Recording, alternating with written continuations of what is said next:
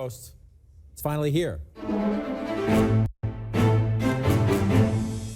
Going into this night, where do we stand? This is where we stood coming into the night, 268 to 204, so clearly an advantage for Secretary Clinton.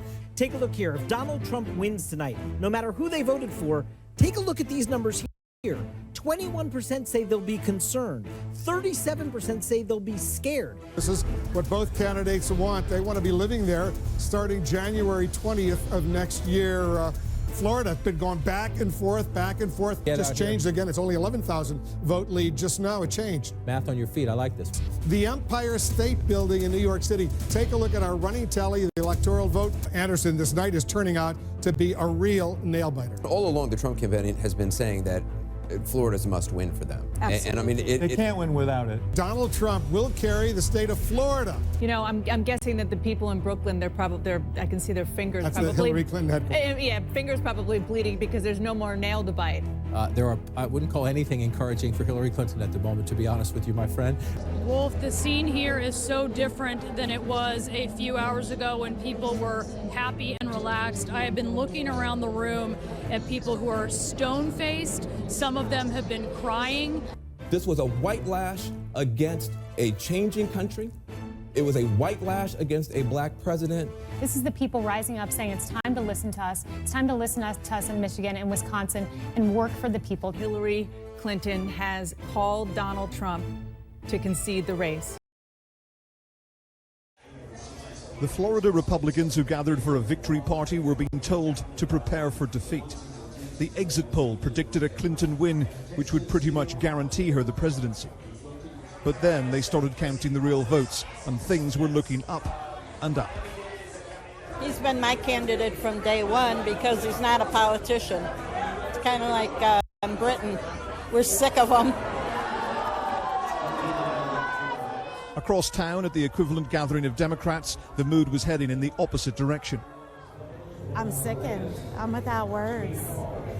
I thought for sure that Hillary would win this election, that Hillary would win Florida. If he can get, worried about a tweet or he's insecure about his image and he has his finger on the nuclear button, what does that mean for the world? Victory was slipping away. Soon the rest of the key swing states were following suit. Then, when Trump's victory in Florida was confirmed,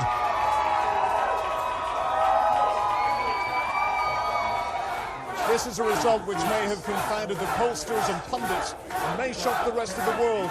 But the people who voted for and campaigned for Donald Trump, well, they aren't surprised he's now heading for the White House. People believe in him. He's going to do he's going to be everything that he says he's going to be. Everybody believes in him. I'm so happy and I'm so proud.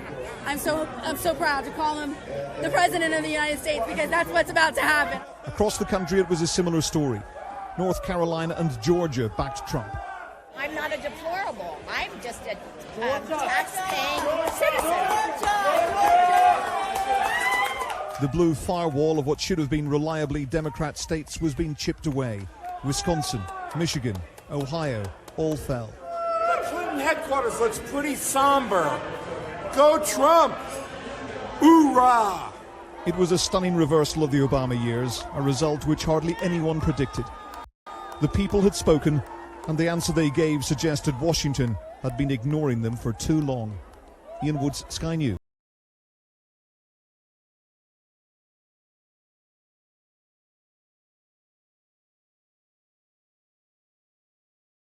Actually, the AP now projecting that Donald Trump has won the state of Pennsylvania. That is the race, frankly. There is no path forward for Hillary Clinton.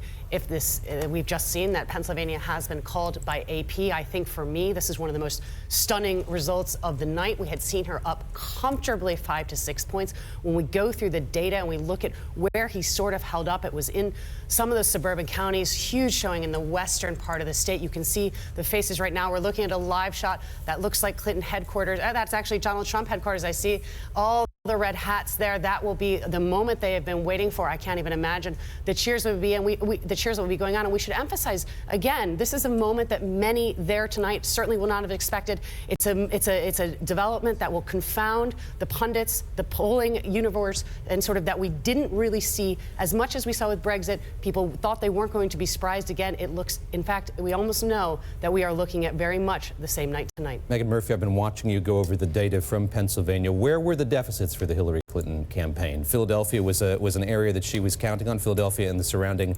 suburbs. What were the deficits? You know, we're looking at it right now. We're really paring into this map. I think what's really is surprising is that in some of those Philadelphia, what we call them exurbs, call them suburbs, he did much better there than expected. You can look at the map. It's nearly all red. We have Philadelphia, we have Pittsburgh, of course, going blue. But it also thinks, it really shouts to, and it's something that I think really Barack Obama will be reflecting on this evening, is one thing that does look true is that Hillary Clinton did not generate the kind of enthusiasm among the African-American community that was needed. She is pulling percentage points behind there. That will have made a critical, crucial difference as we look at tightness, not just around Philadelphia, around Pittsburgh, but as we look at tightness in Michigan, when we talk about Detroit.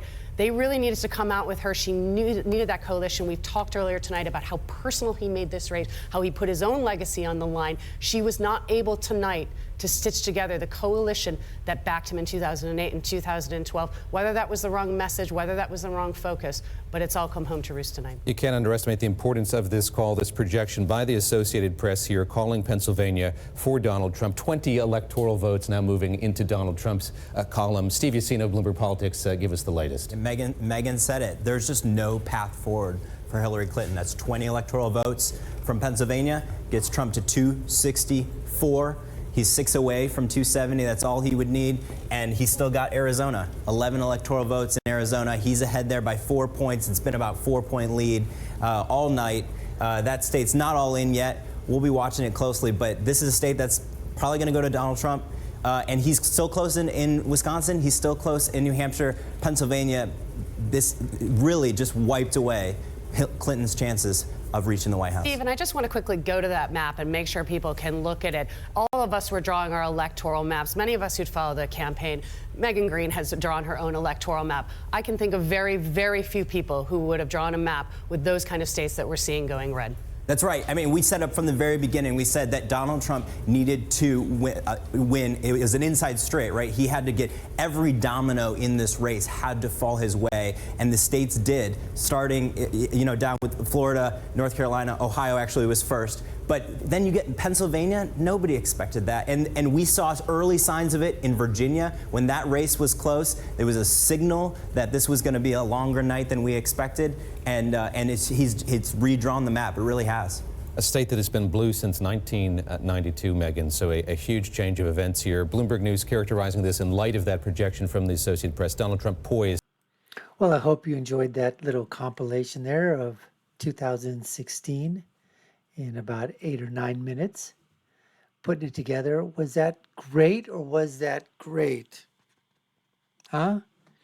Now, obviously, with the highs of 2016, and then we came crashing down to our lows in 2020, but we all know what happened there.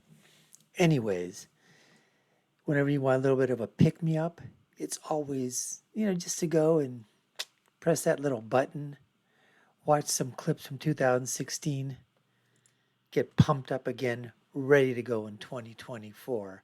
Absolutely. But just going back there and just listening to the mainstream media on the alphabet networks, basically eating crow. Their minds are just racing. You could just tell they're trying to find the answers, and the answers are right there in front of them, but they still don't pick it up. And then to just see the facial expressions of the places where they went in to look at the Trump campaign headquarters and other places where there were a bunch of Trump people just waiting for the results, like the one in Florida that you saw. And then compare that, contrast that with what was happening at the Hillary Clinton headquarters and how that night unfolded and what we were hearing from the initial things that were coming from the political pollsters and the pundits, that were out there. all of the polls that were being taken and the tracking results and all of that. And it was being told to us that Florida was falling for Clinton, that the exit polling, what was that doing? That it was in her favor. And it looked like, wow, this is in the bag. And at least that's a story that was being told to us up until around 8:30, maybe into 9 o'clock. That's a story that was being told to us. But as you can see, a completely different story unfolded. So we hope you enjoyed that. That was great. I'll do a bunch more of these. We'll put them together just out there for you. So in the meantime, if you haven't done so already, folks, subscribe to the channel. You're watching the Dr. Nasser Sheikh Show. I'm your host, Dr. Nasser, where I try to give you my political prescription from my political perspective of what happens when the media just tries to jack all of us, folks. This is what happens. We appreciate you taking the time to take a look at our video. We have other videos up there as well. Check out our other videos down and below. My final comment, when you're right, you're right. And when you're left, you're wrong. Until next time, folks, this is the Dr. Nasser Sheikh Show. I'm your host, Dr. Nasser. And when you're left, you're just wrong. Take care, folks. Until next time.